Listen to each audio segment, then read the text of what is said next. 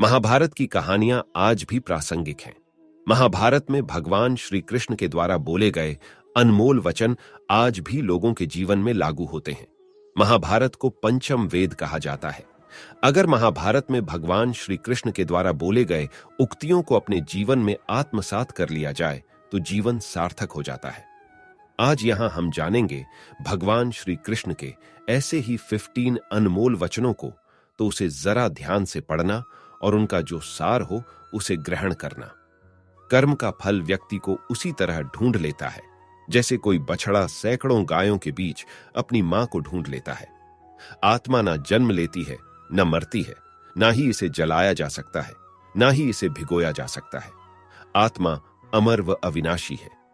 इस संसार में कुछ भी स्थायी नहीं है। आत्मा शरीर को वैसे ही छोड़ देती है जैसे मनुष्य पुराने कपड़ों को उतारकर नए कपड़े धारण कर लेता है। मन शरीर का हिस्सा है।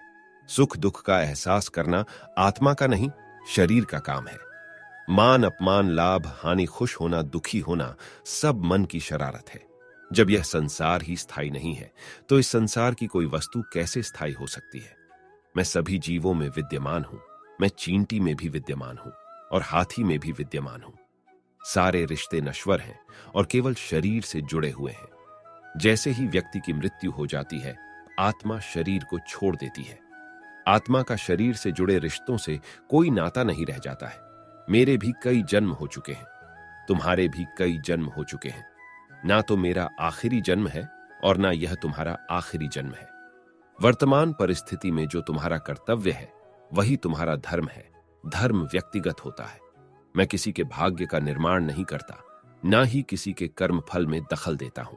व्यक्ति या जीव का कर्म ही उसके भाग्य का निर्माता होता है। क्रोध इंसान का सबसे बड़ा शत्रु होता है। क्रोध आने पर इंसान की सोचने और समझने की शक्ति खत्म हो जाती है। उस व्यक्ति के पतन में ज्यादा समय नहीं लगता।